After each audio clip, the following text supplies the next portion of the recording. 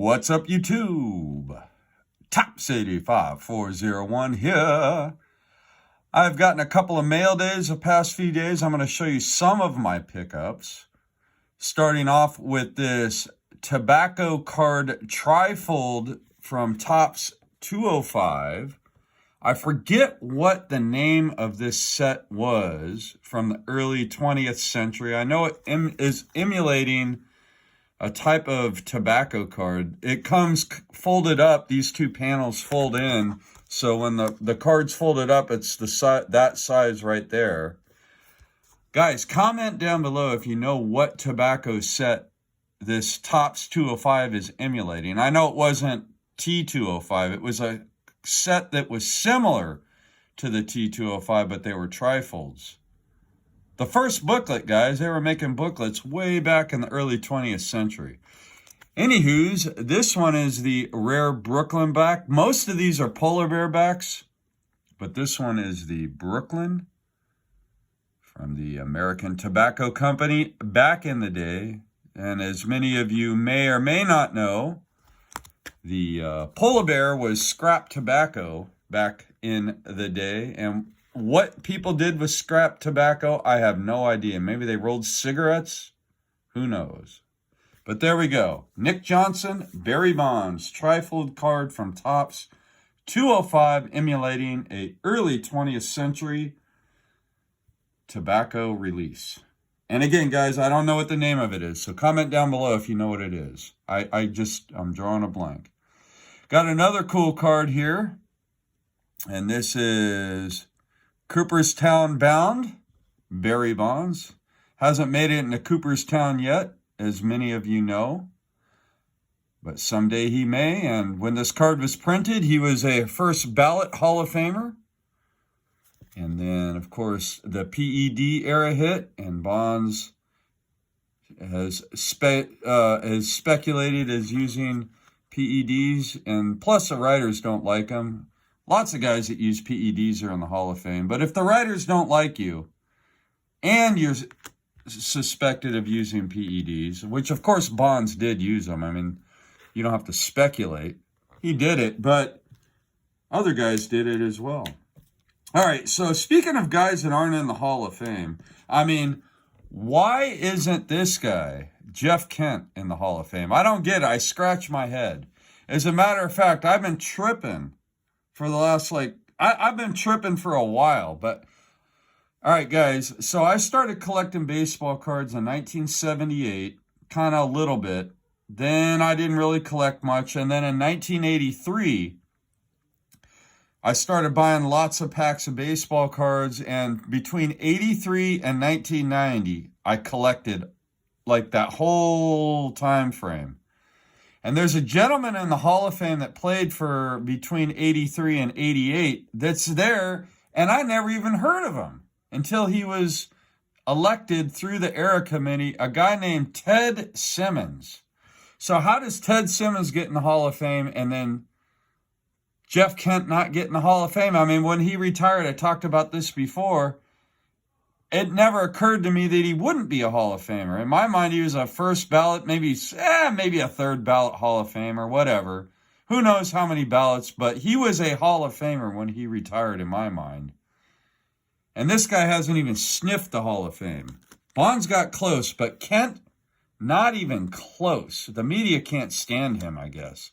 But how does a guy like Ted Simmons get in the Hall of Fame and Thurman Munson doesn't get in? That to me doesn't make any sense. I don't get it, guys. I'm going to move on. I love baseball cards, but I'm not a big fan of the Hall of Fame, I guess is what I'm a big fan of baseball cards, but not the Baseball Hall of Fame. The Baseball Hall of Fame is an absolute disaster. It's a disaster. There's nothing not disastrous about the Hall of Fame. Wow. I went on a little bit of a rant there. Okay, so McGuire. Man, check out that Stadium Club X-Fractor Shine. Love it. That's another guy. I mean, the guy saved baseball in 1998, and the media now hates him. Anyway, here's more guys that the media hates, except Griffey. The media loves Griffey. The media doesn't like A-Rod, doesn't like Sosa, doesn't like Bonds, but the media loves Griffey. So Griffey's in the Hall of Fame. Man, but all these guys are in the 600 home run club. Bonds, of course, being in Z700, but check it out. So Griffey with the Reds.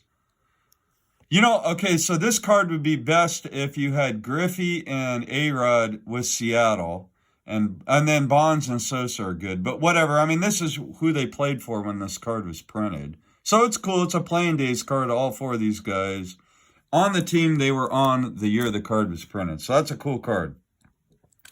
Moving along with Z pickups. This card's funny because it's numbered out of 70. And then when I got the card, I realized, well, it's numbered out of 70 because he had 70 singles in 2002. So total bases, 70 singles in 2002. So voila, they numbered it out of 70. That's funny. Not too many cards, they use a stat line of the previous year's singles. But you know what? Bonds didn't hit a whole bunch of singles, so that's probably one of the rarer ones in the set. Now, this card here has been baffling me for years. Now, I've known about it for a while, but I've seen it, and it was never explained to me what this card was. So I'll tell you guys what it is. This card is, well, let me see if I can find the regular one. I happen to have a binder here. But it is called the Silver Border Variation. And it's always confused me because I look at it and I'm like, the border's not silver. What are they talking about? The border's white. Well, now I know what they're talking about because I finally asked enough questions so I could figure out what the silver border variation is. So as I'm flipping through this binder, I should have been more prepared when I started the video. Let me see, where are you, binder page? Where are you? Okay, I'm going to put this down, look through the binder. I wasn't prepared, but that's okay. All right. Here we go. Okay, so I just want to show you guys because I think this is kind of cool. All right. So here's a non-silver border variation. So the reason why I was confused is when you look at the border on both of these cards, the border's white. So what are they talking about? Well, this card has just got regular white stock on the border, right? Or gray stock or whatever, just regular paper stock, right? And then this card right here, when you look at the border, right here, it's like a silver. Yeah, you can see the silver reflecting. So it's not the face of the card. It is literally the 33-point stock of the card itself that has a silver border. So that's what they mean by silver border. And another thing that I noticed is the silver border has kind of a straight cut instead of a rounded cut at the top. See how these are, the regular one is rounded and the silver border is more of a straight cut. So anyways, that if you are a player collector that has a card from this set and you see silver border, that is what they're talking about. It literally took me, I don't know, I've been wondering what people mean by silver border variation for about the last maybe 10 or 15 years. And those don't come up very often.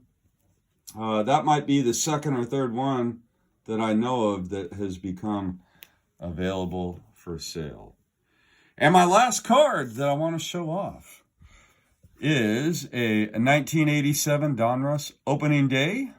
And you got a beautiful autograph on this card. Now, I got a funny story about this card. The owner of this card that I bought it from the famous JM collection, actually sold this card on eBay, and the buyer wanted to get an opinion from Beckett and PSA to see if they thought this autograph was authentic.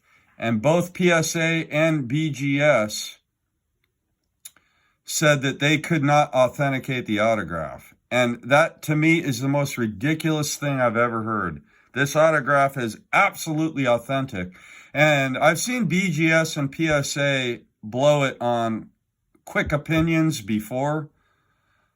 And they blew it on this one. Both companies blew it on this one. But I know for a fact this card was signed by Bonds. It's actually a Ken Golden signing through Goldman. But Ken Golden, who was the owner of Golden, is the one that commissioned Bonds to sign these. And it's numbered out of 87. So Bonds signed 87, probably because it's an 87 Donruss. So that's it, guys. These are some of my pickups for my collection. So I appreciate you tuning in. I'm going to go out with, which ones am I going to go out with? I dig this one. I dig this one. And then we got Jeff Kent and Mark McGwire. So a bunch of non-Hall of Famers except for Griffey, guys. And Ted Simmons should not be in the Hall of Fame. The Hall of Fame's a mess, but that's a video for another time. Maybe. I don't know. I made it a video for this time, too. So thanks so much for tuning in. And as always, until next time, happy collecting. Woo! Love this hobby.